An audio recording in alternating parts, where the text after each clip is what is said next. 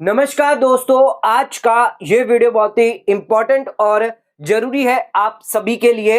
आज के इस वीडियो का टॉपिक है ओल्ड टैक्स रिजिम में डिडक्शन को लेकर आई नई अपडेट। दोस्तों, ITR 1 ITR 4 का फॉर्म लाइव हो चुका है, एक्सेल यूटिलिटी आ चुकी है और अब आप ऑफलाइन जो है ITR 1 ITR 4 जो है वो फाइल कर सकते हैं फाइनेंशियल ईयर 24-25 यानी कि असेसमेंट ईयर 25-26 के लिए। लेकिन इस बार एक्सेल यूटिलिटी के अंदर जितने भी डिडक्शन ओल्ड टैक्स रिजिम में अलाउ होते हैं, जैसे कि हो गया आपका HRA हो गया, या आप सेक्शन 80C के अंदर डिडक्शन लेते हैं, सेक्शन आपके 80D यानी मेडिक्लेम रिलेटेड आप डिडक्शन लेते हैं 80D 80DD 80U के अंदर।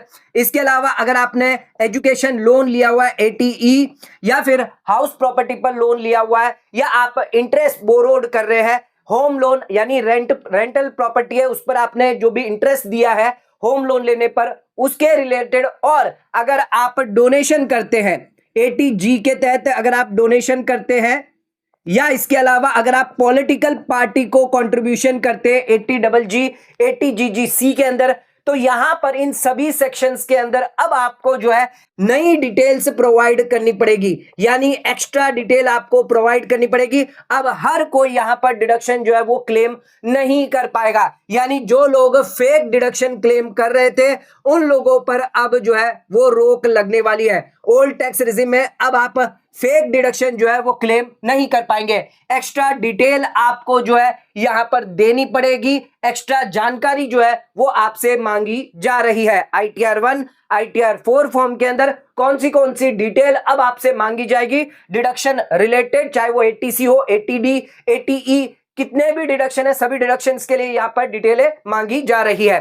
तो सभी के लिए अलग से शेड्यूल यहां पर प्रोवाइड किया गया और डिटेल यहां पर दी गई है। तो क्या क्या डिटेल दी गई है आइए जानते हैं आज के इस वीडियो में। डिटेल वीडियो है तो वीडियो को एंड तक जरूर देखें, चैनल पे नए तो सब्सक्राइब करें और बेल आइकन पर नोटिफिकेशन पे क्लिक करें ताकि आपको आने वाले सभी नोटिफिकेशन रिगार्डिंग हमारे वीडियोस रेगुलरली मिलते रहे। आइए स्टार्ट करते अपना आज के वीडियो को बिना किसी देरी के।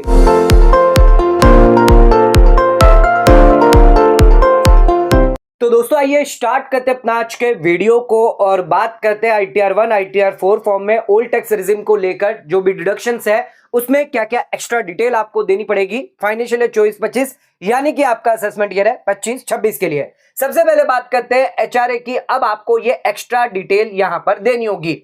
हाउस रेंट अलाउंस, यहां पर ध्यान रखिएगा सिर्फ ओल्ड टैक्स रिजिम में ही आपको HRA अलाउ किया जाता है। HRA यानी आपका जो एम्प्लॉयर है वो आपको यहां पर HRA देता है अगर आप रेंटेड घर में रहते हैं, यानी अगर आप रेंट दे रहे हैं। अगर आपका खुद का घर है या आप ऐसे घर में रह रहे हैं जहां पर आप रेंट नहीं दे रहे तो उस केस में आपको HRA नहीं अलाउ किया जाएगा। तो HRA का एग्जम्पशन आपको मिलेगा। इसके लिए एक्स्ट्रा क्या क्या डिटेल आपसे मांगी जा रही है, तो यहां पर शेड्यूल 1013A के अंदर HRA दिया गया है। सबसे पहले आपसे पूछा जाएगा प्लेस ऑफ वर्क, तो आप बताएंगे आप मेट्रो में रहते हैं या नॉन मेट्रो में। मेट्रो में ध्यान रखिएगा दिल्ली, चेन्नई, कोलकाता, मुंबई, ये 4 सिटी मेट्रो है। इसके अलावा बाकी सभी सिटीज जो है वो नॉन मेट्रो में आती है। तो अगर आप जयपुर में है तो आप नॉन मेट्रो में है।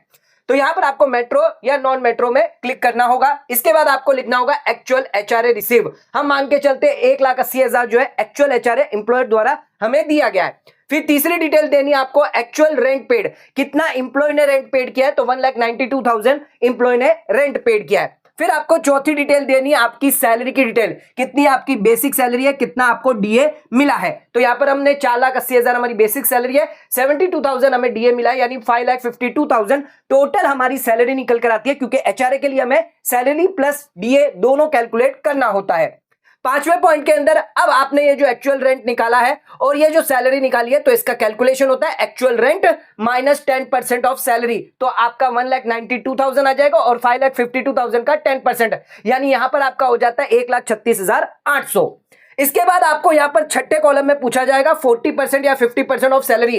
ध्यान रखिएगा अगर आप मेट्रो सिटी में है तो उस केस में 50% का एग्जम्पशन आपको मिल जाता है, और अगर कहीं आप नॉन मेट्रो में है तो उस केस में 40% आपको लेना होता है। तो यहां पर हम मान के चलते हैं आप नॉन मेट्रो में है तो इसका 5,52,000 का 40% यानी 2,20,800 ये आपका यहां पर निकल कर आएगा। अब यहां पर जो पॉइंट है ए, जो भी आपका एक्चुअल HRA रिसीव हुआ है। दूसरा हमारा है यहां पर रेंट आपने पेड किया है जो भी रेंट आपने पेड किया है लेस यहां पर आपका 10% ऑफ सैलरी, ये यहां पर कैलकुलेट हुआ है। और तीसरा यहां पर ये जो 40% ऑफ सैलरी, अब इन तीनों में से जो भी लोअर होगा उसको हमें यहां पर एग्जम्पशन मिल जाएगा। तो यहां पर आप देख सकते हैं 1,92,000 था, यहां पर 1,36,800 था, यहां पर 2,20,800 था, तो हमें 1,36 यानी 1,36,800 का यहां पर मिल जाएगा। यानी जो भी हमने रेंट पेड किया लेस 10% ऑफ सैलरी, वो यहां पर एग्जम्पशन जो है वो हमें अलाउ किया जाएगा। और ये अब एग्जम्पशन जो है वो आपके इनकम कंप्यूटेशन के अंदर दिखाई देगा।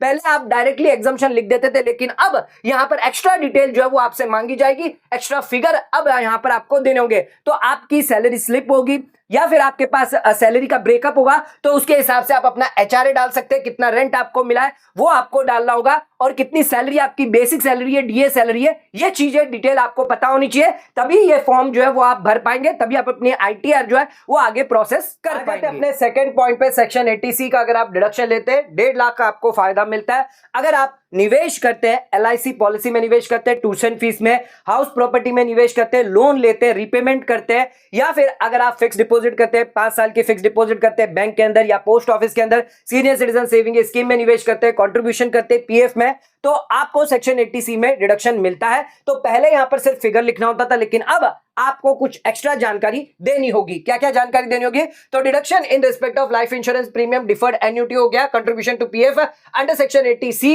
यहां पर आपको दिए जाएंगे अमाउंट एलिजिबल फॉर डिडक्शन, यानी जो जो अमाउंट आपके लिए एलिजिबल होंगे वो आपको लिखना है। मान लीजिए आपने एलआईसी के प्रीमियम यहां पे दिया 20,000 रुपए, तो वो यहां पर आप लिख सकते हैं। अगर आप प्रोविडेंट फंड के अंदर निवेश किया है तो उस केस में वो यहां पर आप लिख सकते हैं, या अगर आपने सीनियर सिटीजन सेविंग स्कीम में निवेश किया है तो वो यहां पर आप जो है वो लिख सकते हैं। इसके अलावा अगर आप एफडी में निवेश किया है तो वो भी यहां पर आप लिख सकते हैं। तो ये सारी डिटेल जो है वो यहां पर लिख सकते हैं। आप चाहे तो और भी कॉलम जो है वो ऐड कर सकते हैं, लेकिन एक इंपॉर्टेंट चीज ध्यान रखिएगा, यहां पर अगर आपकी एलआईसी है तो पॉलिसी नंबर लिखना मत भूलिएगा। यहां पर आपको पॉलिसी नंबर लिखना है, या फिर अगर आपके पास कोई सर्टिफिकेट है सीनियर सिटीजन सेविंग स्कीम का, एफडी का सर्टिफिकेट है, तो उसका डॉक्यूमेंट नंबर जो है वो यहां पर आपको लिखना होगा। तो डॉक्यूमेंट आइडेंटिफिकेशन नंबर लिखना होगा, या फिर पॉलिसी नंबर जो है वो यहां पर आपको साथ में लिखकर देना होगा। फिर जितने भी आपके टोटल होंगे, तो टोटल यहां पर जो भी आएगा तो 1.5 लाख रुपए तक का मैक्सिमम आपको डिडक्शन जो है वो अलाउ कर दिया जाएगा। तो 80C में जिस में भी आपने निवेश किया है उन सभी की जो अमाउंट है वो यहां पर आपको लिखनी होगी, साथ में पॉलिसी नंबर और डॉक्यूमेंट आइडेंटिफिकेशन नंबर भी यहां पर आपको देना होगा। अपने थर्ड पॉइंट पे section 80D mediclaim health insurance policy. अगर आप हेल्थ इंश्योरेंस पॉलिसी लेते हैं, खुद के अपनी फैमिलीज के लिए लेते हैं या पेरेंट्स के लिए लेते हैं, अगर आपके पेरेंट्स सीनियर सिटीजन है उन लोगों के लिए भी लेते हैं, तो ध्यान रखिएगा आपको यहां पर डिडक्शन अलाउ किया जाता है। 25-25 हजार अलाउ किया जाता है आपके लिए, आपके पेरेंट्स के लिए। और अगर आपके पेरेंट्स सीनियर सिटीजन है या आप सीनियर सिटीजन है तो उस केस में यहां पर 50,000 का डिडक्शन मिलता है। पहले यहां पर आप सिर्फ अमाउंट जो है वो लिखते थे, लेकिन अब आपको एक्स्ट्रा जानकारी देनी होगी। तो आपने लिया है, आपकी फैमिली मेंबर्स के लिए लिया है, आपके खुद के लिए लिया है, आपके फैमिली मेंबर्स के लिए लिया है, या आपके लिए लिया है, आपकी फैमिली यानी आपके स्पाउस के लिए लिया है लेकिन वो सीनियर सिटीजन है, या आपके पेरेंट्स के लिए लिया है, आपके पेरेंट्स सीनियर सिटीजन है, तो उस केस में आपको डिटेल जानकारी देनी पड़ेगी जो भी इंश्योरेंस आपने लिया है।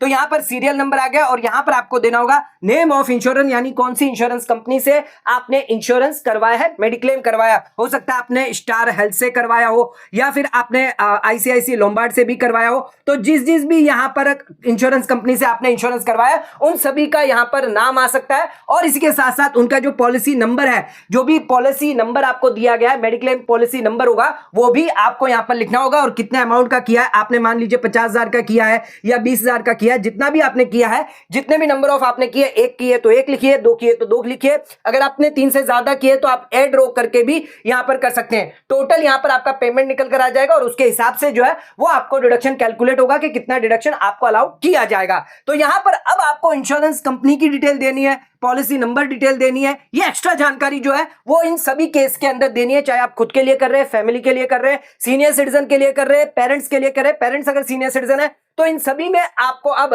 हेल्थ इंश्योरेंस पॉलिसी की जो डिटेल है वो देनी मैंडेटरी हो जाती है। फोर्थ पॉइंट पे तो सेक्शन 80D 80U के अंदर अगर आप मेडिकल ट्रीटमेंट करवाते डिपेंडेंट पर या फिर खुद पर करवाते सेक्शन 80U के तहत आपको 75,000 रुपए का, और अगर आपकी सीवियर डिसेबिलिटी होती है खुद की या डिपेंडेंट की तो उस केस में 80% से ज्यादा होगी तो 1,25,000 का डिडक्शन आपको मिलता है। इसके लिए भी आपको डिटेल जानकारी देनी होगी। क्या क्या जानकारी देनी होगी आइए जानते हैं। सबसे पहले बात करते हैं सेक्शन 80DD, यानी अगर आप अपने डिपेंडेंट, जो भी आप पे डिपेंडेंट है, जैसे आपके स्पाउस होगी, आपके बेटा, मदर, फादर, ब्रदर, सिस्टर, ये सारे आपके डिपेंडेंट है, उनके लिए अगर आप मेंटेनेंस करते हैं, मेडिकल ट्रीटमेंट करवाते हैं उनकी पर्सनल जो डिसेबिलिटी की वजह से, तो उस केस में यहां पर आपको क्या क्या जानकारी देनी होगी आईटीआर फॉर्म के अंदर। नेचर ऑफ डिसेबिलिटी, क्या वो डिसेबल है या फिर वो सीवियर डिसेबिलिटी है उनको। अगर सीवियर डिसेबिलिटी है तो ध्यान रखिएगा 1,25,000 का डिडक्शन मिलता है, तो ऑप्शन सिलेक्ट में करने में गलती ना करें। इसके अलावा आपको टाइप ऑफ डिसेबिलिटी बतानी है कौन सी उनको यहां पर डिसेबिलिटी हुई है, ऑस्टिम हुई है, सिब्रल पॉजी हुई है, मल्टीपल डिसेबिलिटी है या अदर है, तो वो आप कर सकते हैं। अमाउंट ऑफ डिडक्शन यहां पर आपका आ जाएगा। और टाइप ऑफ डिपेंडेंट, कौन से डिपेंडेंट है, तो आपके spouse, son, daughter, father, mother, brother, sister, ये सब आ जाते हैं। इसी के साथ उनका पैन और आधार नंबर जो है वो आपको देना होगा। और आपने फॉर्म 10LA जो है वो फाइल किया होगा, उसकी एक्नॉलेजमेंट नंबर यहां देनी है। और आपको यूडीआईडी नंबर जो है वो मिलता है, वो यूडीआईडी नंबर यहां पर आप डाल सकते हैं अगर आपके पास अवेलेबल है। अब ये तो हमने बात कर ली सेक्शन 80DD, यानी आपके जो फैमिली मेंबर्स है, जो आप पे डिपेंडेंट है, उनके लिए आप डिडक्शन क्लेम कर रहे हैं। लेकिन अगर आपको खुद को डिसेबिलिटी है, खुद के लिए अगर डिडक्शन क्लेम करना चाहते हैं, तो उस केस में 80U आपके लिए दिया गया है। 80U के अंदर पर्सन विद डिसेबिलिटी के साथ है। यहां पर भी आपको सेम जानकारी देनी है, nature of disability, type of disability, amount आ जाएगा, एक्नॉलेजमेंट नंबर जो भी फॉर्म आपने भरा है, और यूडीआईडी नंबर आ जाएगा। यहां पर ध्यान रखिएगा सेल्फ विद डिसेबिलिटी आएगा और सेल्फ विद सीवियर डिसेबिलिटी आएगा। टाइप ऑफ डिसेबिलिटी सेम रहेगा आपका, जो भी यहां पर डिसेबिलिटी बताई गई है वहीं यहां पर आपको जो है वो यहां पर कॉलम में दी जाएगी, यानी ड्रॉप डाउन कॉलम में आपको दी जाएगी। तो ये दो डिटेल जो है वो यहां पर आपको देनी है 80DD और 80U के केस में। अपने 5th पॉइंट पे, तो अगर आप लोन लेते हैं, हायर एजुकेशन के लिए लोन लेते हैं, 80E के अंदर आपको डिडक्शन अलाउ होता है ओल्ड टैक्स रिजिम में। या फिर अगर आप रेसिडेंशियल हाउस प्रॉपर्टी के लिए लोन ले रहे हैं, या फिर आप लोन ले रहे हैं कुछ सर्टेन हाउस प्रॉपर्टी, जो लोन दिया जाता है 80EEA, 80EE और 80EEB के अंदर, आपको इलेक्ट्रिक व्हीकल परचेज करने पे यहां पर जो है इंटरेस्ट जो भी आपको मिलता है, आप चुका रहे हैं जो इंटरेस्ट, उसका डिडक्शन जो है वो आपको यहां पर मिलता है। ध्यान रखिएगा 80EE, 80EEA, जिसमें सैंक्शन डेट थी 2022 तक ही ये एग्जम्पशन अलाउ किया गया था, यानी जिन लोगों ने अगर लोन जो 2022 तक अगर कर दिया है तो उन्हें ही यहां पर जो डिटेल है वो डालनी होगी।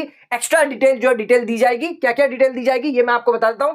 इसके अलावा जो व्हीकल लोन है उसके लिए 31 मार्च 2023 आखिरी डेट थी एग्जम्पशन डिडक्शन लेने के लिए। तो उन्होंने जब तक अगर लोन ले लिया है, सैंक्शन करवा लिया है, यानी लोन सैंक्शन डेट देखना है, अगर 2023 तक है तो उस केस में इलेक्ट्रिक व्हीकल का आपको डिडक्शन मिलेगा।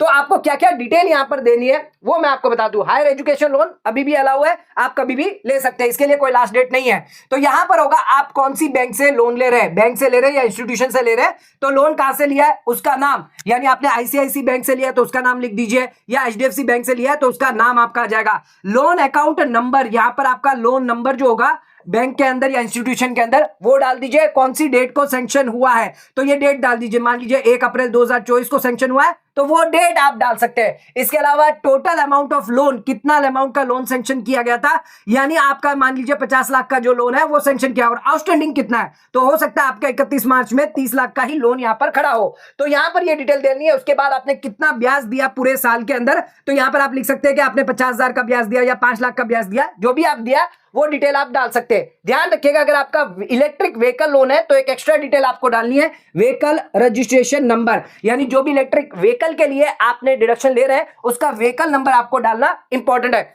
बाकी इन तीनों की डिटेल सेम, ये जो डिटेल मैंने आपको बताई है एजुकेशन लोन की, यही डिटेल यहां पर आपको देनी है, यानी कौन सी बैंक के अंदर आपने लोन करवाया है, कौन सी डेट को सैंक्शन हुआ है, कितना लोन अमाउंट था, आउटस्टैंडिंग कितना करा था, कौन सा लोन डॉक्यूमेंट नंबर है, ये सारी डिटेल आपके पास होनी चाहिए। डिडक्शन क्लेम करने के लिए इस शेड्यूल में आपको डालना होगा। तो अगर आपने कोई भी लोन लिया है तो उसकी जानकारी, डिटेल जानकारी अब आपसे जो है यहां पर मांगी जाती है। अपने 6th पॉइंट पे, तो सेक्शन 80G, अगर आप डोनेशन देते हैं तो उस केस में ध्यान रखिएगा, अगर आपने 100% विदाउट क्वालिफिकेशन में डोनेशन दिया है, या 50% विदाउट क्वालिफिकेशन, या 100% विद क्वालिफिकेशन लिमिट के साथ अगर डोनेशन दिया है, prime minister relief fund, Rajiv Gandhi relief fund या कई सारे रिलीफ फंड दिए गए जिसके अंदर आप डोनेशन कर सकते हैं, जहां पर आपको 100% रिडक्शन मिलता है, कुछ केस में आपको 50% रिडक्शन मिलता है। तो अब आपको इनकम टैक्स रिटर्न फाइल करते हैं ITR 1 ITR 4 के अंदर ओल्ड टैक्स रिजिम में एक्स्ट्रा डिटेल आपको देनी पड़ेगी। कौन होगा डोनी, डोनी का नाम देना है, एड्रेस देना है, सिटी कौन सी सिटी में है, स्टेट कोड देना है और पिन कोड देना है, साथ में डोनी का पैन नंबर आपको देना होगा। कितना अमाउंट ऑफ डिडक्शन आपने कैश में दिया है या ऑनलाइन मोड से अगर दिया, ई मोड से दिया, यूपीआई से दिया, पेटीएम से दिया, कौन से अदर मोड से अगर दिया है तो अदर मोड के अंदर टोटल फिर आपका अमाउंट आ जाएगा, टोटल कितना डिडक्शन आपने दिया है, इसके अलावा आपका कितना एलिजिबल अमाउंट ऑफ डिडक्शन है वो यहां पर आ जाएगा। तो ये डिटेल जो है, एक्स्ट्रा डिटेल अब आपको देनी पड़ेगी अगर आप डोनेशन का बेनिफिट लेना चाहते हैं, सेक्शन 80G का बेनिफिट लेना चाहते हैं ओल्ड टैक्स रिजिम में, तो यहां पर आपको 100% या कुछ केस में आपको 50% का यहां पर डिडक्शन अलाउ किया जाता है। मान लीजिए आपने 1 लाख रुपए जमा करें डोनेशन, तो आपको या तो 1 लाख रुपए का फायदा मिलेगा या फिर 50,000 का डिडक्शन अलाउ किया जाता है। लेकिन वो तभी अलाउ किया जाएगा जब आप न्यू टैक्स रिजिम को ऑप्ट आउट करेंगे, यानी ओल्ड टैक्स रिजिम ऑप्ट करते हैं तो उस केस में आपको यह फायदा दिया जाता है। 7th पॉइंट पे 80GGC अगर आप कंट्रीब्यूशन करते हैं पॉलिटिकल पार्टी को, तो यहां पर आप जितना भी कंट्रीब्यूशन कर रहे हैं कैश के अलावा 100% डिडक्शन आपको अलाउ किया जाता है। तो यहां पर अब आपको एक्स्ट्रा डिटेल यहां पर देनी पड़ेगी, कौन सी डेट को आपने कंट्रीब्यूशन किया है, कितना अमाउंट कंट्रीब्यूशन किया है, कैश में कितना किया है, अदर मोड में कितना किया है, यानी चेक के थ्रू किया है, यूपीआई के थ्रू किया है, NEFT, RTGS, IMPS किस मोड से किया है, उसका अमाउंट यहां पर आपको लिखना है, टोटल कंट्रीब्यूशन आएगा और कितना आपका एलिजिबल होगा वो यहां पर आ जाएगा। इसी के साथ साथ जो भी ट्रांजैक्शन आपने किए हैं, यूपीआई से किए हैं, चेक से किए, IMPS, NEFT, RTGS, उसका रेफरेंस नंबर भी यहां पर आपको देना होगा। इसी के साथ साथ IFSC कोड उस बैंक का जिस बैंक का आपने चेक या यूपीआई के थ्रू किया जिस बैंक से, उस बैंक का IFSC कोड भी आपको देना होगा। फिर यहां पर आपका जो है टोटल कंट्रीब्यूशन आ जाएगा, कितना डिडक्शन जो है वो आपको अलाउ किया जाएगा। तो ये एक्स्ट्रा डिटेल जो है अब आपको देनी पड़ेगी अगर आप पॉलिटिकल पार्टी को कंट्रीब्यूशन करते हैं। सेक्शन 80GGC के तहत ओल्ड टैक्स रिजिम में आपको इसका डिडक्शन अलाउ किया जाता है। 8वें पॉइंट पे तो long term capital gain 112A के अंदर अप टू 1,25,000 तक है, तो आप ITR 1 और ITR 4 में दिखा सकते हैं। इसके लिए भी यहाँ पर शेड्यूल जारी कर दिया गया है। तो लॉन्ग टर्म कैपिटल गेन अगर आपका है तो टोटल सेल कंसिडरेशन आपको देना है और कॉस्ट ऑफ एक्विजिशन आपको यहाँ पर देना होगा। मान लीजिए टोटल सेल कंसिडरेशन आपका यहाँ पर 5 लाख का लॉन्ग टर्म कैपिटल गेन है, इसमें आपने 4 लाख का यहाँ पर आपकी कॉस्ट थी, तो यहाँ पर 1 लाख रुपया जो है वो यहाँ पर आपका लॉन्ग टर्म कैपिटल गेन होगा 112A के हिसाब से। ध्यान रखिएगा कौन सा होगा। अगर आप इक्विटी शेयर्स में निवेश करते हैं, जो भी आपके लिस्टेड इक्विटी शेयर है इन कंपनी के अंदर, और अगर आप म्यूचुअल फंड में निवेश करते हैं तो इसमें अगर आपको जो भी गेन हो रहा है वो आपका long term capital gain under section 112A के हिसाब से माना जाएगा और 1,25,000 रुपए तक है, तो उसके इसमें आप ITR 1 और ITR 4 के अंदर शो कर सकते हैं। वहीं अगर आपका जो गेन है वो 1,25,000 से ज्यादा हुआ, मान लीजिए यहाँ पर 5 लाख का था, 2 लाख में आपने खरीदा, 3 लाख का हुआ, तो उस केस में आपको ITR 3 और ITR 2 के अंदर इसको शो करना होगा। ITR 1 और 4 में आप शो नहीं कर सकते। तो अगर आपको लॉन्ग टर्म कैपिटल गेन है इक्विटी शेयर म्यूचुअल फंड से 112A है तो अप टू 1,25,000 तक आप ITR 1 और 4 में दिखा सकते हैं। 1,25,000 से ऊपर हुआ तो ITR 2 या ITR 3 उसमें आपको दिखाना होगा।